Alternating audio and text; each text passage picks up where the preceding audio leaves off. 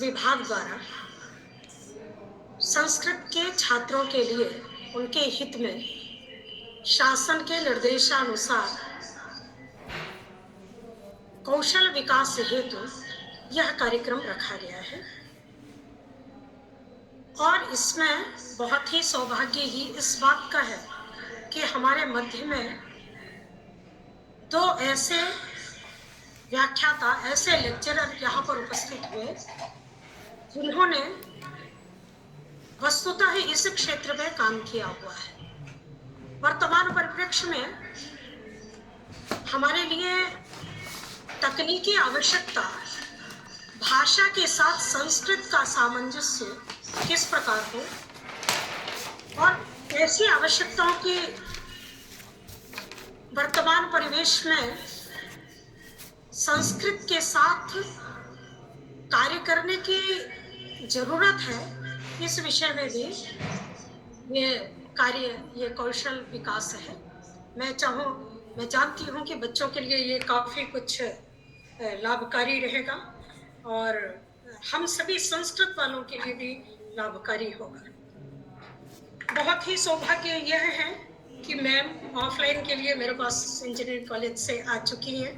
आप assistant professor हैं, रश्मि Tiwari ma'am, वो भी और अन्य विभाग के लोग दर्शन शास्त्र से और अन्य विषय से यहाँ पर जुड़े हुए हैं और उपस्थित हैं। सभी का मैं स्वागत, वंदन और अभिनंदन करती हूँ।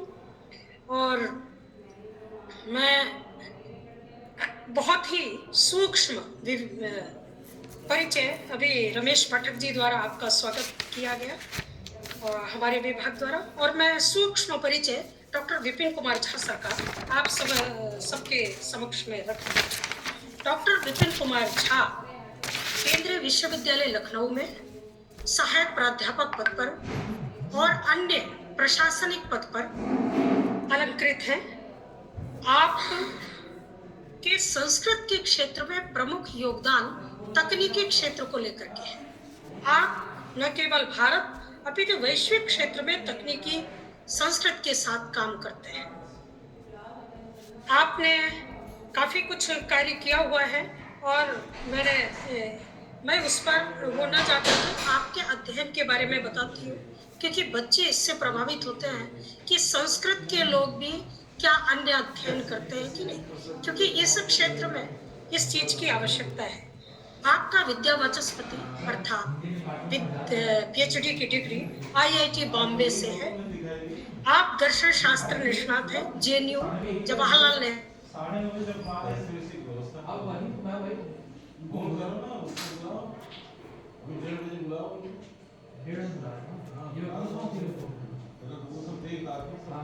फाइल हमें पूरी दिया था कि जो उन्होंने हमको मांगा है हमें सब लगा है ना, और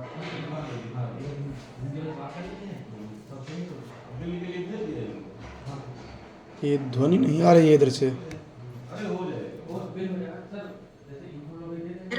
विश्वविद्यालय दोनों कोर्ट से बार थोड़ा नेट में प्रॉब्लम आएगा यहाँ। आपने दोनों कोर्ट से नेट किया हुआ है। आप इस ICSSR एक UGC के अंतर्गत हमारे जो प्राध्यापक उनको पता है उसके ये वो है मेंबर हैं, और भी कई गोपनीय कार्यों के UGC में आप मेंबर हैं। आपके बहुत सारे कार्य हैं। आपने बाबा साहब भीमराव अंबेडकर में अभी पदस्थ हैं। इससे पहले केंद्रीय संस्कृत विश्वविद्यालय मुख्यालय नई दिल्ली में थे। हरियाणा केंद्रीय विश्वविद्यालय में रहे। नालंदा अंतर्राष्ट्रीय केंद्र शोध संस्थान में आपने काम किया। राष्ट्रीय संस्कृत संस्थानम में आपके बहुत सारे पुरस्कार हैं।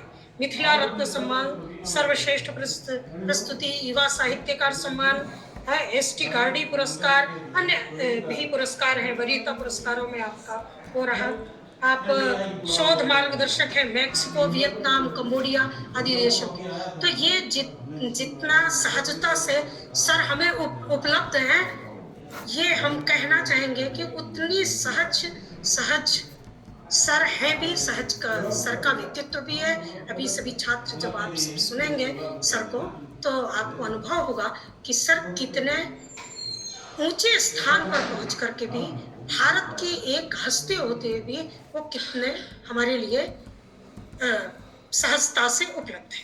मैं सर से अनुरोध करूंगी, सर कृपया आप अपना मार्गदर्शन हमारे छात्रों के लिए प्रदान करें। नमस्कार सभी को। तो चर्चा हम जिस बिंदु पर करने के लिए आज यहाँ पर आप लोगों के समक्ष हैं वह है आधुनिक तकनीक एवं संस्कृत भाषा।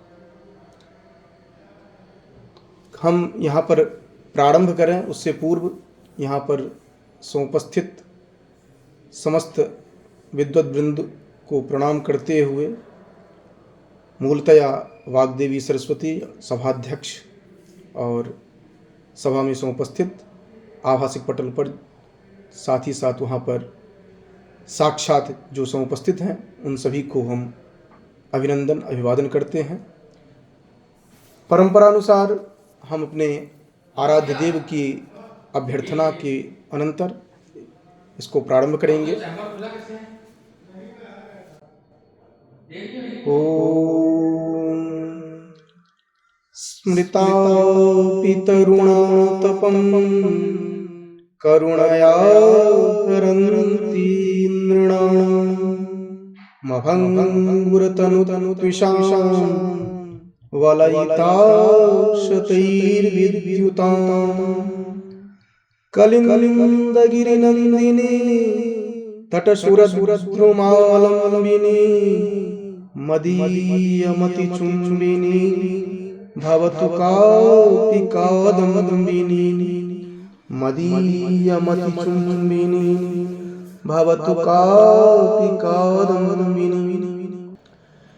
नमः सभाभ्यः सभापतिभ्यश्च।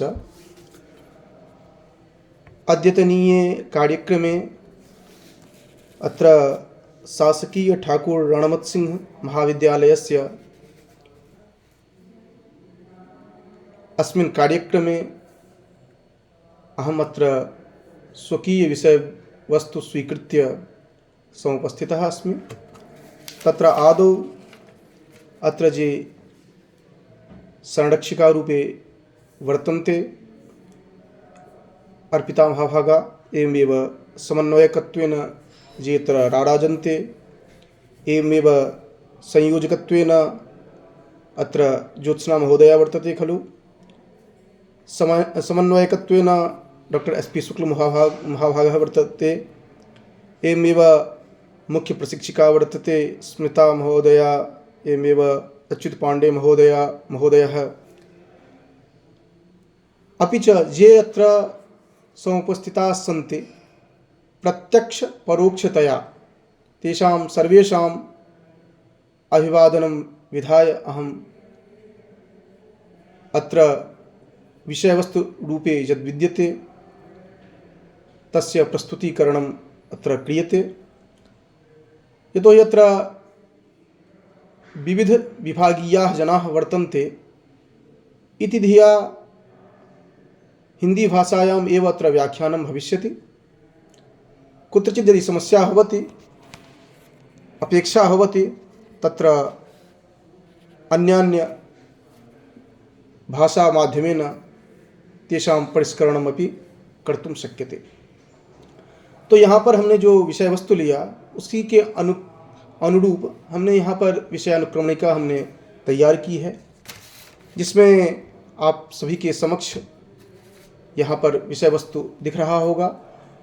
पृष्ठभूमि के अंतर्गत हम परिचयात्मक प्रस्तुति के साथ ही साथ संस्कृति और संस्कृत को लेकर के चर्चा हमने किया है। आधुनिक तकनीक की व्यापकता जो है इस पर हमने चर्चा की है। साथ ही साथ भारतीय ज्ञान परंपरा एवं ICT पर क्यों बल दिया जा रहा है इस पर चर्चा हम देखेंगे यहाँ पर। साथ ही साथ भारतीय विद्या की व्यापकता, आधुनिक तकनीक, व्यापक विषय वस्तु के साथ ही साथ वैश्विक आकर्षण का कारण क्यों बना है यह हम देखेंगे।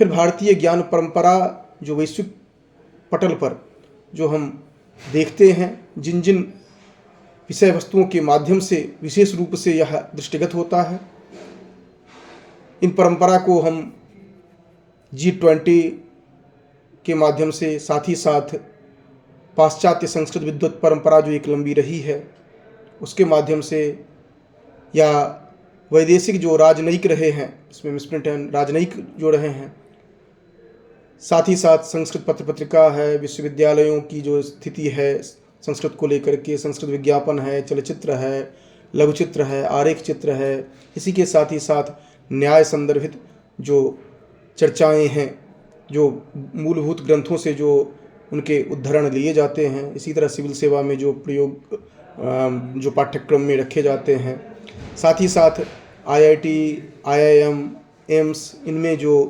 भारतीय विद्या को लेकर की चर्चा होती है, इन सभी पर हम दृष्टिपात करेंगे। साथ ही साथ हम उन संभावनाओं की तलाश करेंगे, उन मूल उद्धरणों को देखेंगे जिसको लेकर के बहुत चर्चा होती है, जो कि संस्कृत में क्या है, क्यों हम संस्कृत पढ़ें, और कहा तो जाता है कि सब संस्कृत में है, लेकिन वो कहाँ पर है, तो उनको हम एक सामान्य रूप से उसका दिग्दर्शन करने का प्रयास करेंगे। साथ ही साथ शोध के व्यावहारिक स्वरूप और कंप्यूटेशनल संस्कृत, जो विशेष रूप से वर्तमान समय में प्रिय विषय रहा है जनमानस के लिए, उसको देखेंगे।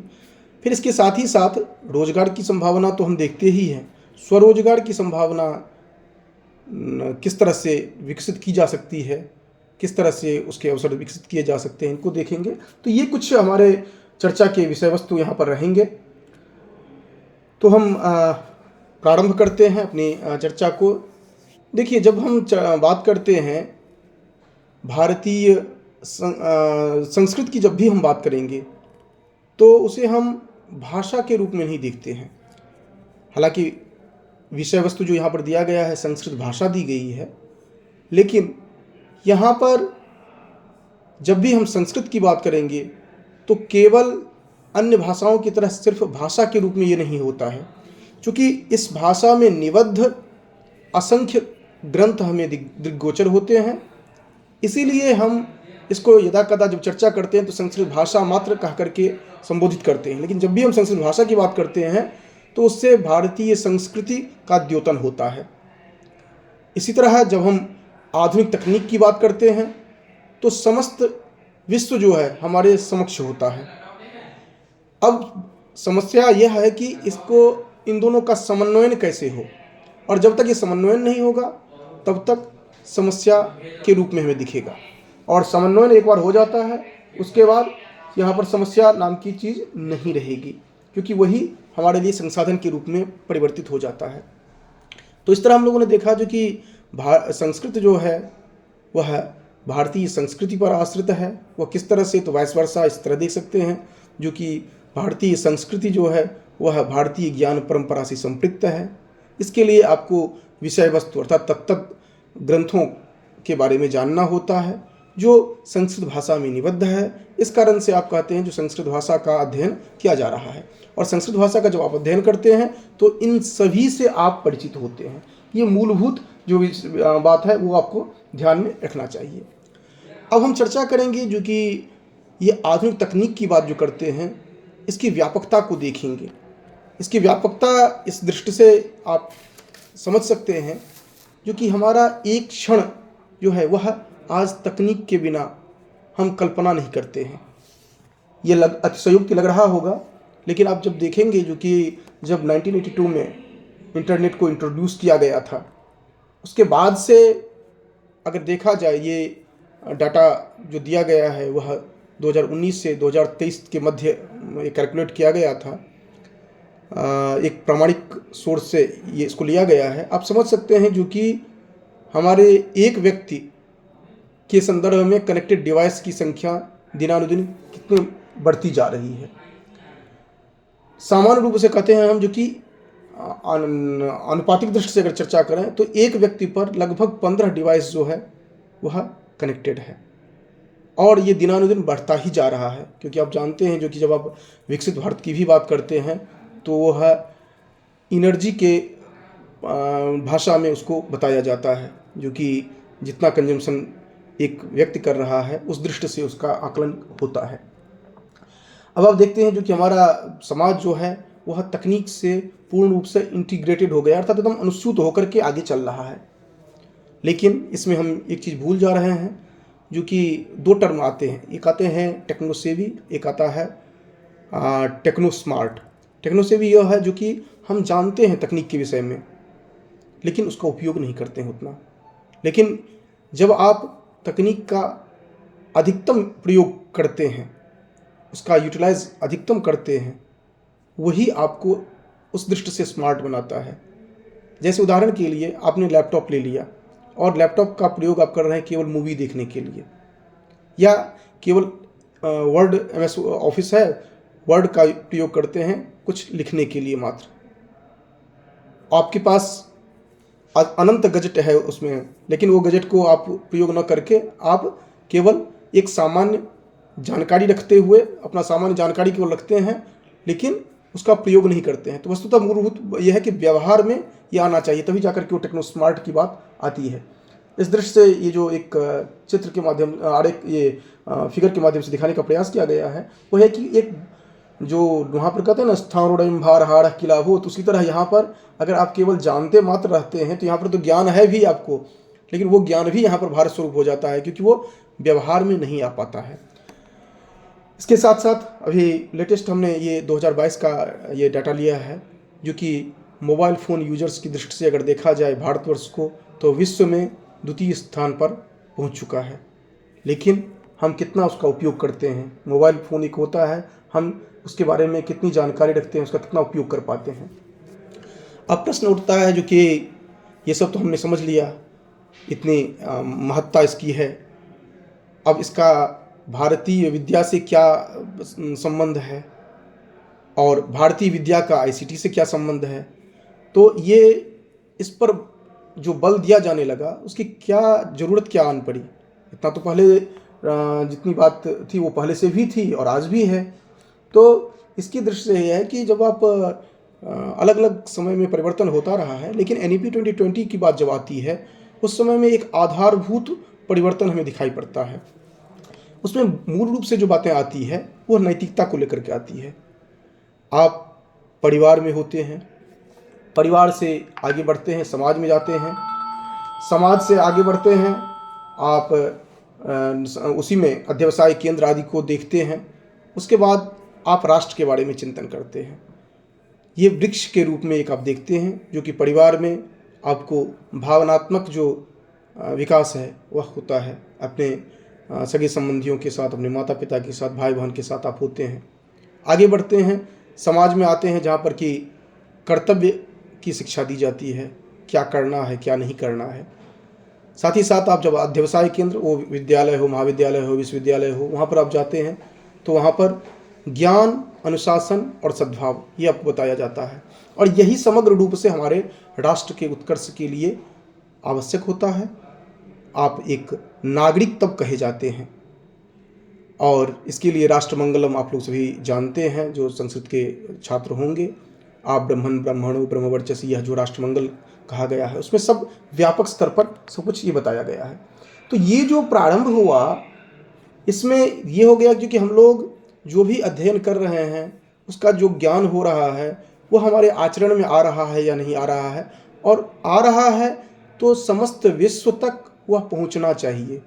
अगर वैश्विक दृष्टि से वह प्रसारित नहीं होता है तो हमारा ज्ञान सिर्फ हमारे तक ही सीमित होता है। तो ये 4 जो स्टेप्स बताए गए हैं उसके लिए फिर देखा गया जो कि सबसे उपयुक्तता जो है यह संस्कृत भाषा के रूप में देखा जाए या उसको उसकी व्याकरणिक जो संरचना है उन सब दृष्टियों से देखा जाए या उसमें जो निहित ज्ञान है उनको देखा जाए, तो देखते हैं जो कि ये जो हम तकनीक की बात करते हैं और संस्कृत की बात करते हैं, ये दोनों आपस में एक जैसे ही नेचर वाले हैं।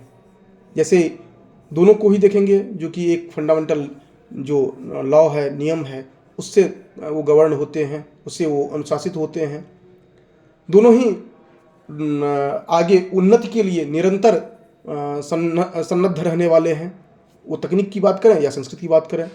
इसी तरह आप देखेंगे जो कि हर एक कार्य के पीछे एक कारण को देखते हैं आप, इसी आधार पर उसका जो भविष्यवाणी जो आप कहते हैं जो कि आगे क्या होने वाला है वो आप प्रेडिक्शन कर सकते हैं। जैसे आपने कोडिंग की जो कि ये कोड इस स्पेसिफिक कलर के लिए है, तो आपने जो फिक्स किया है आउटपुट भी वही आएगा। उसका जो भविष्य है वो उसी पर निर्धारित रहेगा। इसके साथ साथ कंसिस्टेंसी जो है ये दोनों में दिखाई पड़ता है। तो इस दृष्टि से दोनों को लेकर के हम देखते हैं जो कि बहुत ही अच्छा एक संगति बन जाती है इन दोनों की। इसके साथ साथ हम जब देखते हैं जो कि भारतीय विद्या के संदर्भ में या भारतीय ज्ञान परंपरा कहिए, संस्कृत कहिए, इस संदर्भ में जब आप देखते हैं तो इनकी अति विस्तृत रचना काल दिखाई पड़ता है आपको। व्यापक क्षेत्र है, विशालता है, विविधता है, सातत्य है, प्रगतिशीलता है, मौलिकता है।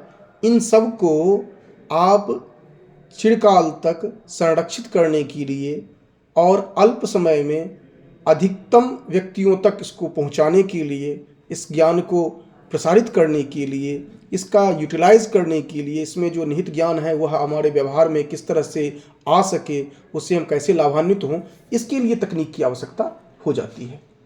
और यही आप NEP 2020 में भी देखते हैं जो कि वहाँ पर जो मल्टी सब्जेक्ट्स की बात की गई है, मल्टी एंट्री या एग्जिट की बात की गई है, ये सब जितने भी बताए गए हैं वो कहीं न कहीं इसमें निहित है जो कि हम अधिकतम विषय को समझ सकें, अधिकतम विषय वस्तु को लेकर के हम चल सकें और हमारा जो अनंत ज्ञानात्मक प्रक्रिया है वह चलता रहे। और उसके साथ साथ जो आप देखते हैं जो कि पाश्चात्य का विशेष रूप से यह रहा है जो कि आत्मिक शांति के लिए भारतीय विद्या की ओर देखते हैं। अब केवल पाश्चात्य की ही बात नहीं करेंगे, हमारा जो भारतीय दर्शन जो है वो यहीं से प्रारंभ होता है जो कि दुःखत्रयाभिघाता जिज्ञासा तदवघात के हेतु। तो ये दुःखत्रय जो है उससे मुक्ति के लिए और आत्मिक शांति के लिए हम प्रयास करते हैं। तो इन दोनों में तकनीक और संस्कृत अर्थात भारतीय विद्या जो है उनमें एक सामंजस्य होना चाहिए, तभी जाकर के आत्मिक शांति तक आप पहुँच पाएंगे क्योंकि वो क्लाइमेक्स हैं। अब आधुनिक तकनीक को थोड़ा हम देखते हैं। आधुनिक तकनीक की जब बात करते हैं तो ये सामान्य रूप से ICT के माध्यम से हम देखते हैं और भी बहुत सारे डायमेंशंस हैं, लेकिन हम चूँकि एक समय सीमा से बंधे हुए हैं, मैं 1246 से मैंने प्रारंभ किया है अपनी चर्चा, तो हमें एक समय सीमा में ख़त्म करना है, तो इसी को ध्यान में रखते हुए हमने इसको डिज़ाइन किया है इस तरह से। तो अब यहाँ पर हम देखते हैं जो कि ये जो ICT की बात आती है तो इसके संदर्भ में बहुत सारी चर्चाएं होती है। इसमें हमने विशेष रूप से लिया जो कि ICT एजुकेशन के लिए क्या महत्वपूर्ण है, यह किस तरह से है, इसके चैलेंजेस क्या हैं, हर्डल्स क्या क्या हैं, संस्कृत एजुकेशन के लिए इसकी क्या महत्ता है, ये सब विशेष रूप से उसमें एप्लीकेशंस कौन कौन से हो सकते हैं और क्या क्या ज़रूरतें होंगी, सोर्सेज क्या क्या हो सकते हैं, फिर उसकी कंपोनेंट्स जो होते हैं, ये एक रॉ के रूप में आप देखते हैं जो कि कंपोनेंट सामान्य रूप से ये चाहे किसी तरह के भी कार्य आप करें, आप वो संगीत क्षेत्र में तकनीक को लेकर के काम करें या आयुर्वेद क्षेत्र में तकनीक को लेकर के काम करें या किसी भी क्षेत्र में करेंगे आप, तो ये जितने भी आप देख रहे हैं यहाँ पर ये प्रक्रिया यही रहेंगे, फंक्शंस जो रहेगा ये यही रहेगा तकनीक का। और जब इधर आप देखते हैं तो बहुत सारी बातें आ जाती है जो कि हम स्वास्थ्य सेवा हो या अन्य विषय वस्तु हों उनको लेकर उन क्षेत्रों में हम उत्कर्ष को प्राप्त कर सकें, यही हमारा उद्देश्य होता है, जिसमें कि हम देखते हैं virtual teaching, distance education, educational tools, teacher training, ये सभी विषय वस्तु को हम देखते हैं।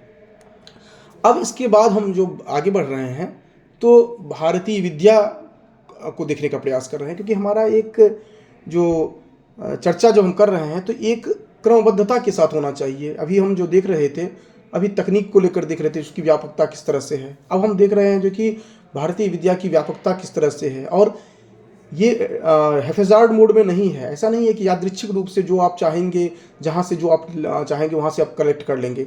यहाँ पर है जो कि एक सीक्वेंस से में आप देखते हैं, जैसे आप संहिता लेते हैं, ऋग्वेद लें संहिता लें, यजुर्वेद लें संहिता लें, सामवेद लें या अथर्ववेद लें, इन सभी के आप ब्राह्मण देखते हैं, आरण्यक देखते हैं, उपनिषद देखते हैं, फिर वेदांग देखते हैं, वेदांग में शिक्षाकल्प आदि जो हैं इनको देखते हैं आप।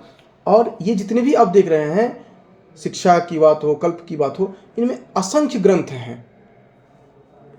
अब इसी तरह से संबद्ध जो उपवेद हैं, आयुर्वेद देखते हैं, धनुर्वेद देखते हैं, गंधर्व वेद देखते हैं, स्थापत्य वेद देखते हैं। अब एक एक जो उपवेद हैं इनके असंख्य ग्रंथ हैं। आयुर्वेद के असंख्य ग्रंथ आप देखेंगे, धनुर्वेद के असंख्य ग्रंथ देखेंगे। इसी तरह अलग अलग आप कुछ यहाँ पर हमने नोट किया है ताकि एक दिग्दर्शन हो सके। आयुर्वेद के ग्रंथों को देखिए, जैसे चरक संहिता हो गया, भाव प्रकाश संहिता हो गया, वेल संहिता हो गया।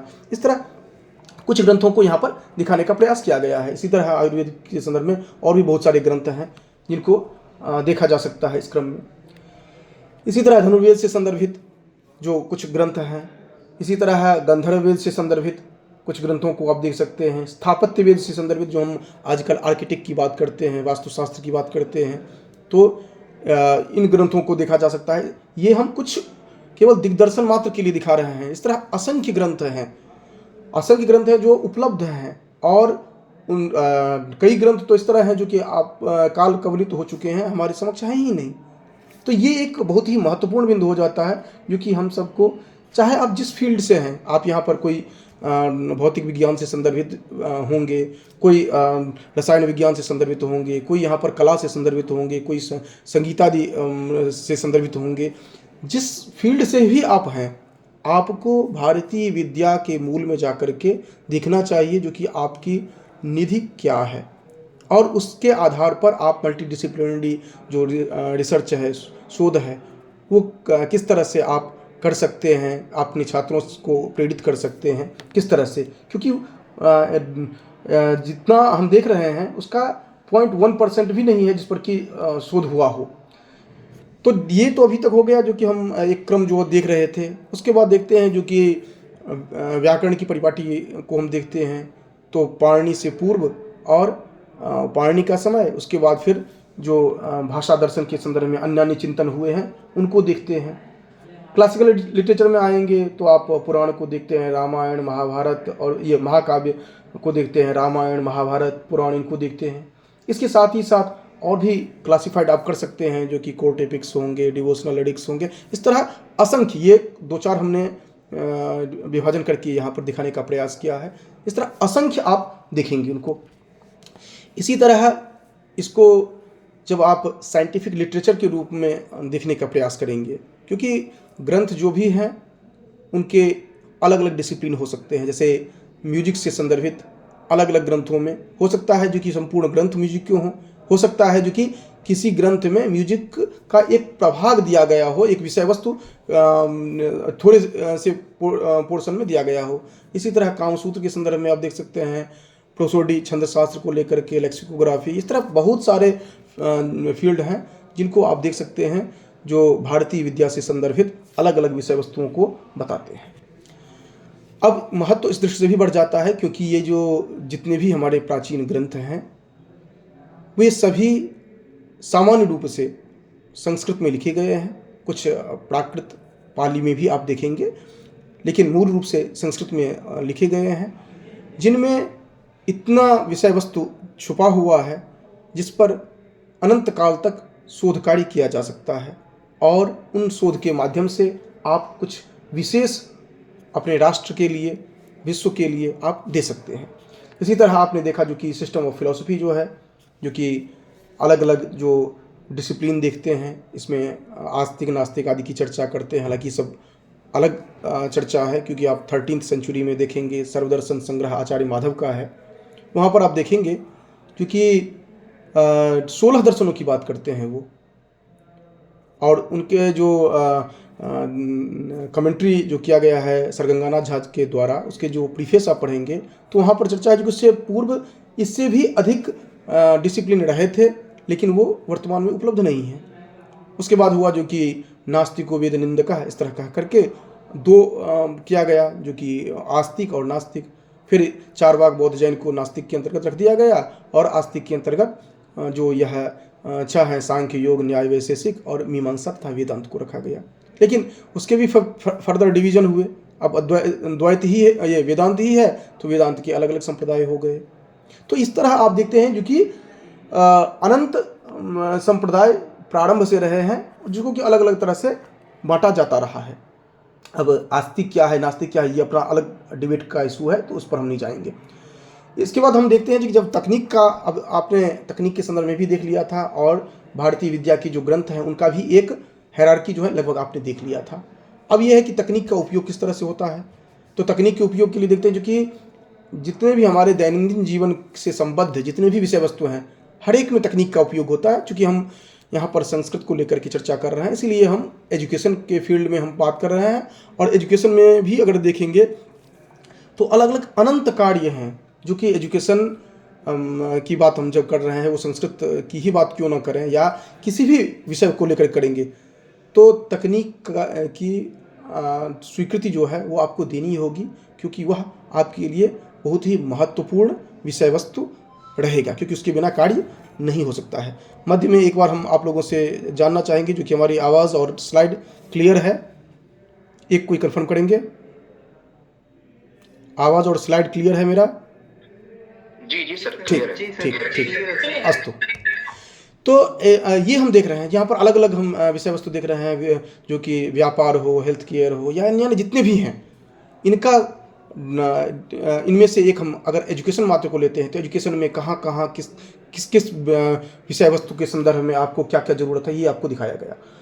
अब जब आप इंटरडिसिप्लिनरी या मल्टीडिसिप्लिनरी की बात करते हैं, तो हमने कुछ स्पेसिफाइड यहाँ पर पॉइंट्स दिए हैं, अर्थात सब्जेक्ट को बताया है, जिनके साथ भारतीय विद्या को लेकर के आप तुलनात्मक रूप से या उनके मल्टीडिसिप्लिनरी अप्रोच को अपनाते हुए आप इसका अनुगमन कर सकते हैं, शोध कार्य कर सकते हैं। अब हम आते हैं जो कि भारतीय विद्या इतना व्यापक तो है, लेकिन वैश्विक आकर्षण का विषय क्यों बना है। तो हम आते हैं जो कि संस्कृत को भाषा के रूप में कहाँ पर साहित्य में अगर बात की जाए तो कहाँ पर दिखाया जाता है। तो हम देखते हैं जो कि वाल्मीकि रामायण में सुंदरकांड में कहा जाता है, जो कि अगर हम सीता जी जो हैं उनसे मिलने के लिए जब हनुमान जी जाते हैं तो मुद्रिका देते हैं, और फिर होता है जो कि अगर मैं संस्कृत वाणी अगर यहाँ पर प्रस्तुत करता हूँ तो हो सकता है जो कि उनको लगे जो यह कोई बहुरूपिया आया है और इस कारण से सीता डर न जाए। तो वो चिंतन उनका जो चलता है, वहाँ पर एक वाणी के रूप में हम इसको देखते हैं। और भी बहुत जगह है जहाँ पर कहा जाता है जो कि यह देव भाषा है, देव भाषा को मिस इंटरप्रेट किया जाता है। देव का अभिप्राय है जो देदीप्यमान है और जिसके बिना यह संसार शून्य है। अब जब कहते हैं संसार शून्य है, संसार अंधकारमय है, तो बड़ा हास्यास्पद स्थिति लगता है, जो ऐसा कैसे हो सकता है। तो आप एक क्षण के लिए आप चिंतन करिए जो कि आपके समक्ष कोई भी शब्द नहीं है, कैसे आपका व्यवहार चलेगा। सामने में देखते हैं कंप्यूटर है, लैपटॉप है, कुछ नहीं है, कोई शब्द ही नहीं है। वस्तु तो है सामने में, लेकिन उसके लिए कोई शब्द नहीं है, तो आपकी क्या स्थिति होगी। तो आप देखेंगे जो कि पूर्ण रूप से आप ब्लैंक रहेगा आपका। तो यही कुछ एक इस तरह का कॉन्सेप्ट रहा है जिसको लेकर के, जो कि ये संसार जो आपको देदीप्यमान दिख रहा है वह शब्द को लेकर के ही अभी हम इतनी चर्चाएं कर रहे हैं। इन चर्चाओं के पीछे वही शब्द जो है वही है। अब ऐसे किसी भाषा में हम बात करना प्रारंभ करें जो आप नहीं जानते हैं, तो आपके लिए मेरी बातें कोई मायने नहीं रखेगी। जैसे कभी कभार रेडियो जो हम लोग सुनते थे, खास करके BBC आदि सुनते थे, उस समय में स्टेशन अगर थोड़ा सा खिसक जाता था, कहीं अन्य वैदेशिक भाषा में कुछ संवाद चल रहा होता था, तो हम लोग उसको नहीं समझ पाते थे। वो हमारे लिए शून्य समान है, कुछ नहीं है वहाँ पर। तो एक देखते हैं, उसके साथ साथ ऋत की अवधारणा जो है, जो कि शाश्वत नियम के साथ जो चलता है, इसी तरह इसी दृष्टि से इसको दैवी वाक् कहा गया। अब इसकी जो इसका वैशिष्ट्य है कुछ, जो कि समझना बहुत ज़रूरी है, क्योंकि हम जब तकनीक की बात कर रहे हैं तो यह यथावत उच्चरित होता है, एक तो ये जानते ही हैं। सिनोनिम्स, पर्यायवाची शब्द जो हैं, ये इसके संस्कृत के प्राण हैं। जैसे आप कहते हैं वाइफ के लिए आप टर्म यूज़ करते हैं पत्नी, उसके साथ साथ कांता है, भाड़िया है, दारा है, इतने सारे शब्द हैं, कलत्र हैं। अब इसका हमेशा हर शब्द को हर जगह नहीं प्रयोग कर सकते हैं। मान लीजिए आज किसी की शादी हुई है, वो ये नहीं कह सकता है कि ये मेरी कलत्र है, वो ये नहीं कर सकता है जो कि ये मेरी दारा है, क्योंकि कलत्र का अर्थ अलग होगा, दारा का अर्थ अलग होगा। तो ये सिनोनिम जो होते हैं, पर्यायवाची जो होते हैं, वह उस अर्थ के साथ कुछ विशेष अर्थ भी देते हैं। तो ये जब आप सिनोनिम को विशेष रूप से आप देखेंगे तब आपको समझ में आएगा, जिसका कुछ वैशिष्ट्य होता है। गीता में ही आप देखेंगे अलग अलग नाम अलग अलग पर्याय का प्रयोग किया गया है अलग अलग पात्रों के लिए। अब कृष्ण हैं, अर्जुन हैं, अब इनके लिए अलग अलग उनके लिए कहीं पर पार्थ का प्रयोग किया गया है, कहीं पर कौंतेय का प्रयोग किया गया है। इस तरह का अलग अलग देखते हैं। तो इस तरह देखते हैं, लेकिन ये एज इट इज प्रयोग तो होता है यहाँ पर, लेकिन उसके साथ साथ ये भी है कि इसमें इलास्टिसिटी है। ये रिजिडनेस जो है, वो स्ट्रक्चर जो है वह नियम, व्याकरण का नियम जो है वह स्थिर है, लेकिन उसके साथ साथ उसमें इस तरह का है जो कि आप उसको स्ट्रक्चर में उसको अक्षुण्ण रखते हुए आप विभिन्न प्रकार से उसका प्रयोग कर सकते हैं। आप दूसरा यह है जो कि सूत्र रूप में है, ये बहुत महत्वपूर्ण इसका है। आप वैदिक ग्रंथ को देखते हैं, वेदांग को देखते हैं, उपवेद के ग्रंथों को देखते हैं, सभी सूत्र रूप में सामान्य रूप से मिलेंगे। पाणिनि का अष्टाध्यायी सूत्र रूप में आप जानते ही हैं। इसके साथ ही साथ आप देखते हैं जो कि ये न्याय नहीं, न्याय है। तो सांख्य सूत्र देखते हैं, न्याय सूत्र देखते हैं, मीमांसा सूत्र देखते हैं, ब्रह्म सूत्र वेदांत के लिए देखते हैं, योग सूत्र से आप परिचित हैं ही। तो सभी सूत्र के रूप में बताए गए हैं।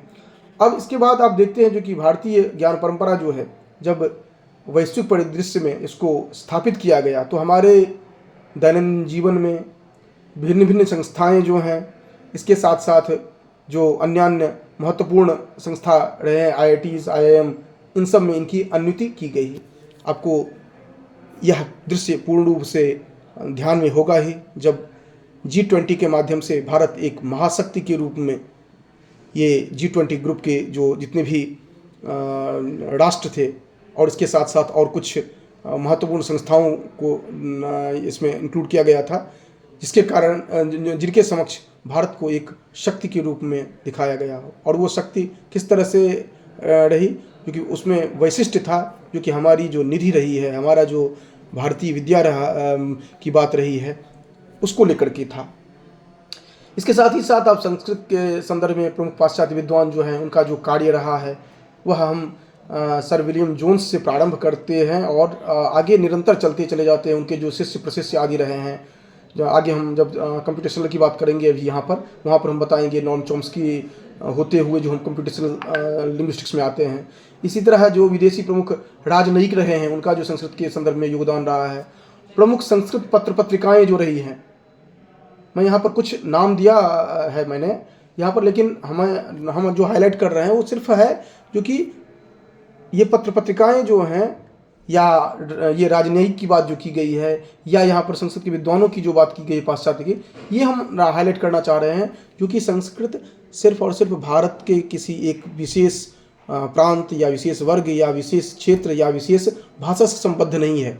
ये हमारी संपूर्ण भारतीय संस्कृति से संबद्ध है, भारतीय संस्कृति का प्राणाधार है, जिसको लेकर के वैश्विक स्तर पर कार्य हो रहे हैं। अलग अलग विद्वान, अलग अलग संस्थाएं जो भारत से बाहर भी हैं, वह कहीं पर इंडोलॉजी के रूप में, कहीं पर भारतीय विद्या के रूप में अलग अलग तरह से इन पर कार्य कर रहे हैं। आपको भिन्न भिन्न अलग अलग दिखेंगे, मैगजीन्स संस्कृत फील्ड में हैं, अलग अलग जर्नल्स देखेंगे, संस्कृत यूनिवर्सिटीज़ आप देखते हैं। PhD की बात अगर की जाए तो आप 15,000 से ऊपर आप PhD हो चुके हैं संस्कृत को लेकर, जब सुव्यवस्थित रूप से या शिक्षा व्यवस्था को हम देखते हैं, उसके बाद की बात कर रहे हैं। आप TV सीरियल्स देखते हैं, मूवीज़ देखते हैं। इसके साथ साथ सर्वाधिक डिमांडिंग सब्जेक्ट के रूप में आप देखेंगे इसको, जब CBCS आदि जो इंक्लूड किया गया है शिक्षा प्रणाली में, तो वहाँ पर आप देखेंगे सर्वाधिक डिमांडिंग सब्जेक्ट के रूप में ये रहा है। इसके साथ साथ जब आप देखते हैं जो कि जजमेंट वगैरह की बात आती है, वहाँ पर अर्थशास्त्र, मनुस्मृति जैसे टेक्स्ट जो हैं उनको उनके जो कॉन्सेप्ट्स हैं उनको लिए जाते हैं।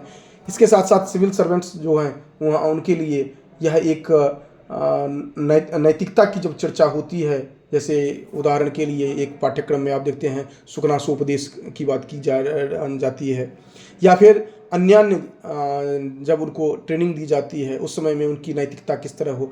अभी तक तो केवल सिविल सर्वेंट की बात थी, अब संपूर्ण शिक्षा जगत में भी अब जब आप प्रवेश करते हैं, PhD में जब इनरोल्ड होते हैं, तो वहाँ पर अनिवार्य रूप से आपको नैतिकता की शिक्षा दी जाती है, जो मूलभूत आप जो भारतीय विद्या में जो निहित है उसको लेकर के आगे बढ़ते हैं। इसके साथ साथ अलग अलग IITs जो हैं वह भारतीय विद्या को लेकर के अलग अलग सेल के रूप में या सेंटर के रूप में या अलग अलग प्रकल्प को स्थापित करते हैं। उसमें IITs हों, IIM हों या एम्स हों, कहीं न कहीं पाठ्यक्रम के रूप में या कहीं न कहीं अन्य तरह से।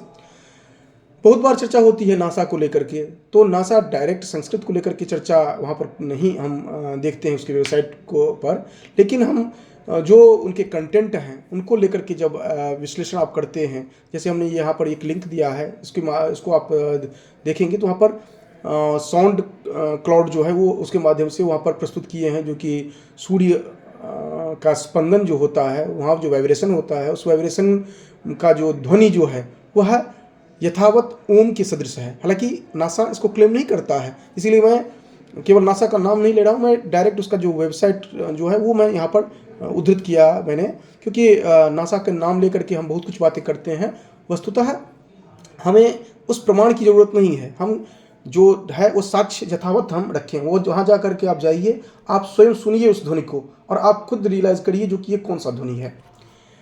हम संस्कृत विज्ञापन की बात कर रहे थे, तो इसमें कुछ विज्ञापन है जो आप देख सकते हैं, जैसे एक छोटा सा है, इसको इसी तरह है अन्य जो हैं ये विज्ञापन और ये सब जो है ये एक नहीं है, अलग अलग आप देखते हैं, जो कि अलग अलग अमूल का एडवर्टीजमेंट है, जन्मदिन संदर्भ में है एडवर्टीजमेंट, उसके बाद आप देखते हैं जो कि एक्सिस बैंक का देख रहे हैं, डेटॉल का, ये बहुत सारे आपको दिखेंगे। मुत्तूर का ये सबसे पहले वाला दिखता है, शंकराचार्य मूवी अलग है, इस तरह करके आप बहुत सारा देखते हैं। हमने कुछ यहाँ पर केवल दिग्दर्शन के लिए, इससे अधिक आपको देखना है तो आप यूट्यूब पर जाइए और संस्कृत एडवर्टीजमेंट आप सर्च करेंगे तो बहुत सारा आपको दिखेगा। इसके साथ ही साथ अब हम आगे जो चर्चा करते हैं, जो मूलभूत वेद की बात हो या परवर्ती जो साहित्य हैं उनसे संदर्भित जो धातु विज्ञान, भाषा विज्ञान, तकनीक, संख्याओं के वर्गीकरण, चिकित्सा विज्ञान, जैव प्रौद्योगिकी, ये अलग अलग जो हमारे जीवन से संदर्भित अलग अलग जो विज्ञान के विषय हैं या कलागत विषय हैं, इन सभी का मूलभूत कहीं न कहीं उद्धरण के रूप में, कहीं न कहीं उसके प्रक्रिया के रूप में, कहीं न कहीं उसकी अवधारणा के रूप में आपको दिखाई पड़ता है। लेकिन हमें ध्यान रखना चाहिए, जब हम इस पर चर्चा कर रहे हैं तो वहाँ पर उसके संकेत मिलते हैं। लेकिन आज अगर बात की जाए जो ICU की बात अगर हम करते हैं चिकित्सा क्षेत्र में, तो उससे आप तो उसकी तुलना नहीं कर सकते हैं, क्योंकि दोनों का जो कार्य क्षेत्र है वो बिल्कुल अलग तरह का है, नेचर उसका अलग है। लेकिन जब हम ये निधि की बात करते हैं तो वहाँ पर उनके संदर्भ प्राप्त होते हैं। इसके आधार पर हम ये कह सकते हैं जो कि वहाँ पर कुछ न कुछ इस तरह की चर्चाएं थी जिसके व्याख्यान की ज़रूरत है, जिस पर शोध की ज़रूरत है।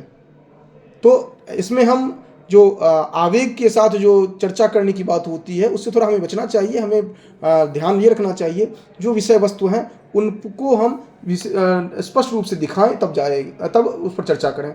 हमने कुछ संदर्भ यहाँ पर लिया है, जो जैसे साहित्य से संदर्भ लिया है, वैदिक साहित्य से संदर्भ लिया है, इसी तरह अलग अलग संदर्भों में हमने कुछ कुछ यहाँ पर संदर्भ लिया है वो दिखाने के लिए, जैसे जोड़ घटाव गुणा भाग के संदर्भ में जो अलग अलग आते हैं, जो वैदिक मैथमेटिक्स को लेकर के आप चर्चा करते हैं। इससे पूर्व आपने देखा था जो कि तकनीक को लेकर के जो चर्चा हुई थी, इससे पूर्व अपने चिकित्सा विज्ञान, जैव प्रौद्योगिकी को लेकर के आपने देखा था।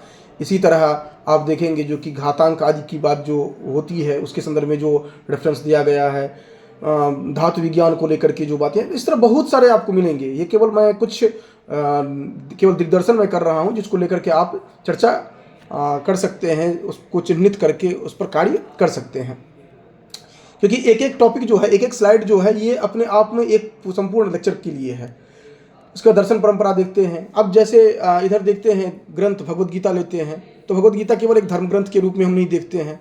ये चाहे कोई भी दर्शन हो, कोई भी संप्रदाय हो, वहाँ पर इसके जो मैनेजमेंट के जो टिप्स हैं, इसके जो जीवन दर्शन जो है किस तरह से हमारा हो, या मनोवैज्ञानिक पक्ष जो है, जो कि स्ट्रेस मैनेजमेंट हो या अन्य जो है, ये सभी विषय वस्तु आप अलग अलग संदर्भों में गीता में आप देखते हैं। इसी तरह फिलॉसफी ऑफ लैंग्वेज को लेकर के अगर चर्चा करें या लिंग्विस्टिक्स की बात करें तो वहाँ पर जैसे ये शब्द तंत्र है, हिंदी वर्ड नेट आप देख रहे हैं, इसी तरह संस्कृत वर्ड नेट है। तो यहाँ पर आप देखेंगे जो कि जितनी भी भारतीय भाषा हैं इसमें भी हम एक सामान्य उक्ति दे देते हैं जो कि संस्कृत सभी भाषाओं की जननी है। तो इस तरह की बातें एक केवल स्पष्टता के साथ होनी चाहिए, जो कि अधिकांश जो भारतीय भाषा है उनके जो अधिकांश शब्द हैं वह संस्कृत के शब्द यथावत स्वीकार किए गए हैं। अब इसी तरह पाश्चात्य में कुछ जो भाषाएं हैं, सभी भाषाओं की बात नहीं की जा सकती है, कुछ भाषाएं जो हैं जो संस्कृत से बहुत ही निकट हैं ये। इसी तरह अगर हम शोध की बात करें तो यहाँ पर शोध का व्यावहारिक स्वरूप जो है, उसके साथ साथ जो संगणकीय है, इस पर हम चर्चा करते हैं। तो यहाँ पर हम देखते हैं जो कि दो दृष्टि वहाँ पर भी है। एक तो पहले मैंने बताया था जो कि जब भी हम शोध करते हैं तो संस्कृत को भारतीय संस्कृति के साथ जोड़ करके हमें देखना होता है, जबकि पाश्चात्य स्तर पर जो भी चर्चा होती है वो संस्कृत को सिर्फ एक लैंग्वेज के रूप में देखते हैं। ये दृष्टि भेद के कारण बहुत सारी बातें भिन्न हो जाती है। इवन यहाँ तक होता है कि भारतवर्ष में भी हम लोग जब चर्चा करते हैं तो कई बार हम संस्कृत को सिर्फ एक भाषा के रूप में देखते हैं, लेकिन जब संस्कृत भाषा भी कही जा रही है तो वह अनिवार्य रूप से संस्कृति से संदर्भित है, भारतीय ज्ञान परंपरा से संदर्भित है, जो भारतीय विद्या है उससे संदर्भित है। ये बात हमें ध्यान में रखना चाहिए। तो जब आप उस तरह से आप देखेंगे तो अलग अलग आपको जो कार्य हुए हैं स्वयं पर जो उपलब्ध हैं, हायर एजुकेशन के लिए जो दिया गया है या स्वयं प्रभाव या अन्य जो मुक्स के को लेकर के बन रहे हैं, वह भारतीय विद्या को ध्यान में रखकर के केवल संस्कृत भाषा को के रूप में नहीं दिखाया जा रहा है वहाँ पर भी। इसके साथ साथ जब आईसीटी को लेकर के बात करते हैं तो ये महत्वपूर्ण बिंदु होते हैं, वो आप लोगों को पहले भी चर्चा हमने किया था। अब हम आ जाते हैं साक्षात संगणकीय संस्कृत के संदर्भ में चर्चा करने के लिए, क्योंकि तकनीक की बात जो करते हैं तो उसका ये विशेष हम विषय वस्तु लेते हैं जो कि स्मार्ट कैसे हम कहेंगे। तो उसके लिए हम कहते हैं स्मार्ट का अभिप्राय सिंपल हो, मॉरल हो, अकाउंटेबिलिटी हो, रिस्पॉन्सिबिलिटी हो, ट्रांसपेरेंसी हो। ये आप जब तकनीक का प्रयोग करते हुए जब भारतीय विद्याओं के संदर्भ में शोध करें या फिर गवर्नेंस की बात करें या जिस संदर्भ में भी बात करेंगे तो स्मार्ट तभी होगा जब ये जो अलग अलग बिंदु हैं वो हों। उसके बाद संगणकीय संस्कृत की बात जब हम करते हैं तो दो पार्ट हो जाता है। एक तो हो जाता है संगणकीय संस्कृत और दूसरा हो जाता है जो कि संगणकीय भाषा विज्ञान जो है। उसमें क्या हो जाता है, एक मूलभूत जो आधारभूत संरचना है उसको लेकर के चर्चा करते हैं। एक होता है डेप्थ नॉलेज में हम जाते हैं। और ये जो हम देखते हैं ये भाषा विज्ञान को लेकर के जो चर्चा प्रारंभ होती है, हालांकि भाषा विज्ञान हमारी परंपरा में जब हम शिक्षा ग्रंथों को देखते हैं, प्रातिशाख्य को देखते हैं, निघंटु निरुक्त को देखते हैं, वहीं हमें भाषा विज्ञान जो है वह मूलभूत दिखाई पड़ता है। लेकिन जो ये टर्म दिया गया वह टर्म धीरे धीरे हमारी एक विशेष हमारे हम लोगों की आदत में है, जो कि भारतीय स्तर पर अगर कुछ चर्चा होती है संस्कृत में अगर हो तो वो उतना महत्व नहीं देता है, हिंदी में हो तो उतना महत्व नहीं हम रखते हैं। लेकिन अगर वही पाश्चात्य के द्वारा अगर कुछ कहा गया हो और अगर आंग्ल भाषा में हो तो उसको हम विशेष प्रमाण के रूप में रखते हैं। तो एक टेंडेंसी हमारी है, ठीक है, अच्छी बात है, कोई दिक्कत नहीं है। तो हम उसी को लेकर के देखें, परीक्षण करें जो कि क्या है। तो यहाँ पर सर विलियम जोन्स जब वो कोलकाता में मुख्य न्यायाधीश के रूप में थे, उस समय में उनको संस्कृत को लेकर के जो भी बातें चिंतन में आई और उनका विशेष रूप से जो आग्रह था वो इस दृष्टि से था क्योंकि वो एक न्यायाधीश थे और भारतीय समाज को समझेंगे तभी जाकर के वह उसको एक्सप्रेस कर पाएंगे विशेष रूप से। तो ये पूरी बातें उनकी थी। इसके लिए उन्होंने अध्ययन किया और फिर बहुत सारी प्रक्रियाएं चली, उन्होंने बहुत सारे ग्रंथों का अनुवाद आदि किया, ये सब हम देखते हैं। उसके बाद उनकी शिष्य परंपरा चली, हम अगले स्लाइड में देखेंगे। वहाँ पर हम देखते हैं जो कि ये लैटिन और संस्कृत आदि दोनों को लेकर के कहते हैं कि ये एक महज एक संयोग नहीं हो सकता है या कुछ विशेष विषय वस्तु होगा। उसके बाद उनके शिष्य परंपरा हम देखते हैं जो अलग अलग देशों के रहे, फिर होते हुए आप बहुत सारे विद्वानों को देखते हैं। हम आ जाते हैं फिर डायरेक्ट नॉर्म चॉम्स्की को देखते हैं। प्रारंभ में नॉर्म चॉम्स्की जो थे उनको लेकर के बहुत सारी चर्चाएं होती रही। हमारे जो आचार्य पाणिनि रहे वो बहुत पीछे रहे, उनको कहीं पर रिकॉग्निशन नहीं मिला। लेकिन जो ही नॉर्म चॉम्स्की महोदय ने कहा जो कि ये जो भी हमारा चिंतन है वह पाणिनि की जो अष्टाध्यायी है उसी को आधारभूत संरचना को ध्यान में रख करके हमारा चिंतन है यह, उसके बाद से पाणिनि सभी के लिए पूजनीय होने लगे। और जब होने लगे उसके बाद से पूरा भारतीय परंपरा की ओर धीरे धीरे झुकाव बढ़ा। और हम देखते हैं जो कि ये एक प्रोजेक्ट विशेष रूप से दिया गया। हालांकि जब इसके डेप्थ में आप जाएंगे तो देखेंगे जो कि ये लगभग 80-90 के दशक से जेडीयू में चर्चा शुरू हो गई थी इसको लेकर के, जो कि संगणकीय संस्कृत को लेकर के, जो कि किस तरह से इसको आगे बढ़ाया जा सकता है। कुछ प्रपोजल के रूप में रहा, फिर बाद में 90-2000 के दशक में जो रहा वह आगे कार्य रूप में लिया। फिर बाद में हम देखते हैं जो कि ये मंत्रालय ने कुछ महत्वपूर्ण संस्थाओं को दिया जो कि कुछ काम आपको निर्धारित किए जाते हैं। तो आप देख रहे हैं जो कि प्रोजेक्ट के रूप में दिया गया था और अलग अलग संस्थाओं को अलग अलग टास्क दिया गया था, जिसमें आप देख रहे हैं जो कि जितने भी अलग अलग संस्था हैं ये। और यही फिर आगे बढ़ते बढ़ते आज के समय में लगभग भारतवर्ष के जितने भी संस्था हैं, छोटे बड़े जो भी संस्थाएं हैं, वो सभी इसके संदर्भ में काम करना शुरू कर दिए। अब आप अलग अलग जगह पर देखते हैं जो कि ऑनलाइन शब्दकोश विकसित किए जा रहे हैं। OCR से आप सभी परिचित होंगे, संस्कृत विकिपीडिया, समाचार पोर्टल आदि सब कुछ आप अलग अलग देखते चले जा रहे हैं। और अब आगे बढ़ते गए और आर्टिफिशियल इंटेलिजेंस तक हम लोग पहुंच गए हैं। अब जिसको लेकर के आप गूगल ट्रांसलेट आदि आप देखते हैं, हालांकि संस्कृत के लिए कितना उपयुक्त है, कितना अभी चल रहा है, वो अलग विषय वस्तु है।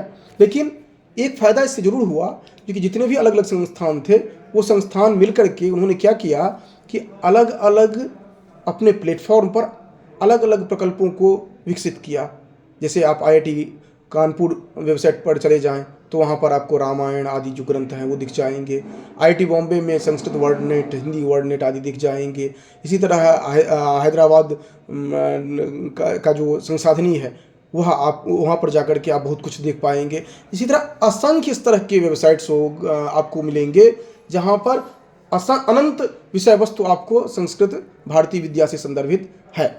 इसी तरह पाश्चात्य विद्वानों ने जो BHU आदि संस्थान से पढ़ करके यहाँ पर रह करके, भले वो भारत से बाहर सेवा अपना देते रहे अपने राष्ट्र में, लेकिन उन्होंने कार्य किया और वहाँ पर इनको विकसित किया। बहुत कुछ ऐसा रहा जो कि अभी विकसित होना बाकी है। जैसे अभी देखते होंगे JNU में पंचतंत्र, हितोपदेश, जातक कथा, इन सबको आरेख चित्र के माध्यम से मल्टीलिंगुअल फॉर्म में विकसित करने का भी ये किया गया, जो कि आप कॉमिक्स के रूप में जो दिखते थे वो आपको इस तरह से दिखेगा। तो ये जितनी भी विषय वस्तु रहे हैं, इसी के आधार पर हम ये कह सकते हैं जो कि स्वरोजगार की संभावना जो है इसको तलाशा जा सकता है, क्योंकि हम स्वयं इससे तकनीक और संस्कृत को लेकर के कुछ ऐसा कार्य कर सकते हैं जो हमारे लिए उद्यम का साधन बनेगा, हमारे अर्निंग का साधन बनेगा। वो संस्कृत के क्षेत्र में कहाँ कहाँ रोजगार है उस पर बात मैं नहीं कर रहा हूँ, वो तो अलग है जो कि सरकारी स्तर पर या प्राइवेट इंस्टीट्यूशंस में या अन्य। लेकिन आप स्वयं रोजगार की बात अगर करते हैं तो वहाँ पर आप देख सकते हैं जो कि संस्कृत डिक्शनरी ऐप जो उपलब्ध है उसी को अगर आप फिर से तैयार करते हैं, कुछ विशेष जो डिक्शनरी जो उपलब्ध नहीं है ऐप के रूप में, वो कितने उपादेय हो सकते हैं। ऑनलाइन संस्कृत ऐप ये आप रेंडर कर सकते हैं।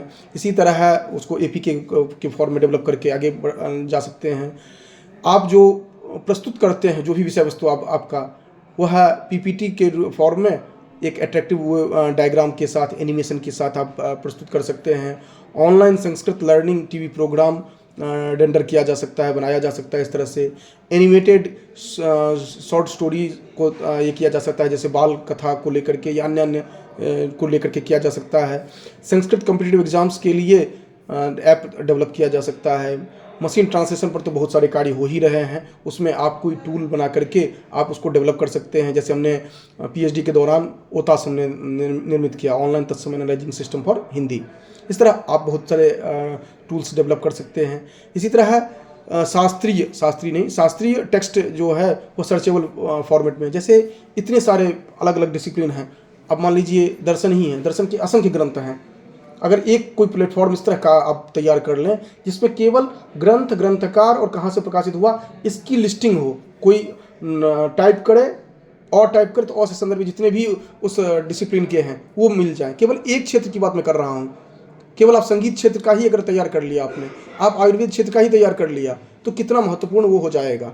और उसको आप चूँकि आप स्वरोजगार के लिए कर रहे हैं तो उसको पेड वर्जन रखिए उसका। इसी तरह ऑडियो टेक्स्ट के रूप में, इसी तरह गद्य पाठक प्रोज रीडर के रूप में जितने भी ग्रंथ हैं उनको PDF के रूप में आप रख सकते हैं। इसी तरह यूनिकोड फॉर्म में आप डेवलप कर सकते हैं। जितने भी संस्कृत संदर्भित या भारतीय विद्या संदर्भित सूचनाएं हैं उनको एक जगह आप सर्चेबल फॉर्मेट में दे सकते हैं ताकि उसका प्रेजेंटेशन बेहतर हो, लोग आसानी से उसको एक्सेस कर सकें। आज हम क्या होता है, आज इस व्हाट्सएप ग्रुप में जुड़ते हैं, उस टेलीग्राम ग्रुप में जुड़ते हैं, इससे जुड़ करके कहीं से कोई सूचना मिले। अगर कोई एक ऐसा प्लेटफॉर्म डेवलप हो जाए जहाँ पर सब सूचना उपलब्ध हो ऑथेंटिक फॉर्म में, जैसे आप कॉन्फ्रेंस अलर्ट के लिए आप देखते हैं बना हुआ है, इस तरह करके बहुत सारे तैयार भी हुए हैं, तो ये आप देख सकते हैं। अब अंत में चूँकि हमने प्रारंभ किया था 12:46 से प्रारंभ किया था, 1 घंटे के हमें समय दिया गया था, तो हमारे पास 8 मिनट है। 3 मिनट में हम अपने इसको समाप्त करेंगे। उसके बाद फिर 5 मिनट आप लोगों के लिए रहेगा, जो भी प्रश्न रहेगा उस पर चर्चा हम कर सकते हैं। तो अब ये जितनी भी हमारी समस्याएं हैं, क्योंकि हम जितनी भी बातें बताए हैं वो व्याख्यान के लिए तो बहुत अच्छा है, लेकिन जब आप ग्राउंड रियलिटी में जाते हैं तो वहाँ पर बहुत सारी समस्याएं होती है। और उसमें एक बात ये भी है कि हम अपने आप को कहते हैं कि हम उन्नत हो गए हैं, संस्कृत क्षेत्र में ही बात की जाए या तकनीक संदर्भ में ही बात की जाए, हम बहुत आगे बढ़ गए हैं। वस्तुतः यह जो मिथ्या अवधारणा है उससे हमें बचना चाहिए। हम जहाँ पर हैं यथावत अपने आप को दिखाएं तो वो बेहतर रहेगा। पहली बात वो ये संस्कृत के विद्वान हों उनके लिए भी है, और जो संस्कृतेतर जो हैं उनके लिए भी है, क्योंकि भारतीय विद्या हम सब की है। जो भी भारत वर्ष में हैं, जो भी उस संस्कृति से को पर गर्व करते हैं, उन सभी के लिए है, ये केवल संस्कृत के विद्वान के लिए नहीं है ये। इसी तरह ये भी ध्यान देना जरूरी है, जो कि जब भी हम रिसर्च की बात कर रहे हैं या कोई भी बात कर रहे हैं तो अनिवार्यतया जीविकोपार्जन को केंद्र बिंदु बनाना पड़ेगा। अध्यात्म जो है वह वो दिया गया ना, अविद्या मृत्युम तीर्था विद्या मृत्युमश्नुते। तो विद्या की बात, पारलौकिक चिंतन बात तब होगी जब अविद्या अर्थात इहलौकिक चिंतन होगा। और आप यमनचिकेता संवाद सुनिए या अन्य जो भी है, सभी में ऐहिक चिंतन को विशेष महत्व दिया गया है। तो जीविकोपार्जन को अत्यंत महत्वपूर्ण स्थान देना पड़ेगा। उसके बाद निजता की पराकाष्ठा जो ये हमने किया है, इससे बचें, क्योंकि आप कुछ नहीं हैं। आप जो भी करते हैं आप अपना अस्तित्व देखें, जो कि आप इस ब्रह्मांड में आपका क्या अस्तित्व है, लेकिन जो है उसी में आप इस परंपरा को आगे ले जा रहे हैं। आप वहाँ पर ग्राउंड रियलिटी में आकर के आपका जो योगदान हो सकता है वो दें और उसको निजता की पराकाष्ठा से बचने का प्रयास करें। दूसरा यह है कि समस्याओं के प्रभाव को समझें। जो भी आप कार्य कर रहे हैं तो आप देखें जो कि इससे क्या प्रभाव हो सकता है। अगर आप वृक्ष कर्तन कर रहे हैं तो उसका क्या प्रभाव हो सकता है। यदि आप केवल मशीन ट्रांसलेशन की बात कर रहे हैं तो मानवीय मेधा कहाँ जाएगी, वो भी हमें देखना है। जो हम देखते थे, जो हम अनुवाद करते थे उसमें जो शब्द चयन करते थे, आज गूगल ट्रांसलेशन करते हैं, वहाँ पर शब्द चयन कहाँ चला जाता है। तो ये थोड़ा देखना पड़ेगा, तो उसके प्रभाव को समझना पड़ेगा, उसी अनुसार आप कार्य करें। उसके बाद जो भी हम चिंतन करें वो वैश्विक परिप्रेक्ष्य में हो और पारंपरिक दृष्टि को अक्षुण्ण रखते हुए हम करें। ये सबसे महत्वपूर्ण बिंदु होगा। और अंत में सभी के लिए सर्वे भवन्तु सुखिनः सर्वे सन्तु निरामया। आप सभी आरोग्य और सुख के साथ रहें, यही हमारी कामना रहेगी। सभी को प्रणाम। अब 5 मिनट है, आप लोग अपना चर्चा कर सकते हैं, अपने विषय वस्तु को लेकर के आप प्रश्न कर सकते हैं अगर किसी को प्रश्न हो। बच्चों ने अपने काम का स्क्रीनशॉट ले लिया।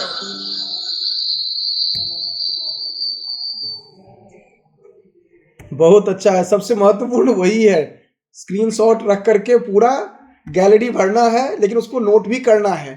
क्योंकि मैं यहाँ से उन बच्चों को नहीं देख रहा हूँ, लेकिन उनसे हमारा एक संवाद अवश्य रहेगा। जो कि स्क्रीनशॉट लिए हैं बहुत अच्छी बात है, क्योंकि आप 1 घंटे में जो 107 हमने चर्चा किए, केवल एक छोड़ दिया था क्योंकि 108 हो जाता। तो वो जो हमने यहाँ पर शेयर की, उससे आप जो स्क्रीनशॉट लिए बहुत अच्छी बात है, लेकिन उसको समझें, देखें, और जो भी उसमें समस्या होती है वो बाद में भी आप हमसे डिस्कस जरूर करें, ये रहेगा। अस्तु। धन्यवाद सर, बहुत बहुत धन्यवाद। मैं आपका हार्दिक आभार व्यक्त करती हूँ और क्षमा चाहती हूँ कि प्रारंभ में तकनीकी समस्याओं के कारण किंचित विलम्ब हमारे समय निर्धारित समय से भी हुआ। तो पर आपने इतना हमारे बच्चों छात्रों के लिए बहुत मेहनत से, एक गुरु जैसे दे सकता है शिष्य को, वैसा आपने दिया। न केवल छात्रों के लिए अपितु हम सभी के लिए वो उपादेय है, मैं ऐसा मानती हूँ, शिक्षक के लिए भी, छात्रों के लिए। तो मैं आपका हार्दिक आभार व्यक्त करती हूँ और बहुत बहुत धन्यवाद व्यक्त करती हूँ ठाकुर रणमत सिंह महाविद्यालय में आपकी जो ऑफलाइन भी उपस्थिति होगी, इस आशा के साथ हम सभी आशान्वित रहेंगे और जरूर आप आए यहाँ पर और हम सबको अपना आशीर्वाद प्रदान करें और हमारे संस्कृत के छात्रों का उन्नयन हो और ये कार्य करें संस्कृत के लिए। ये मेरा दायित्व है और इस भावना के साथ मैं इस सरकारी कार्य को भी संस्कृत के रूप में जोड़ करके मैं कर रही हूँ। ऐसा मैं सभी छात्रों को बता रही हूँ और बहुत बहुत धन्यवाद, बहुत बहुत आभार। अब हमारा ऑफलाइन कार्यक्रम शुरू होगा, यहाँ से हम ऑनलाइन विदा होंगे और ऑफलाइन करेंगे। धन्यवाद सर, बहुत बहुत धन्यवाद।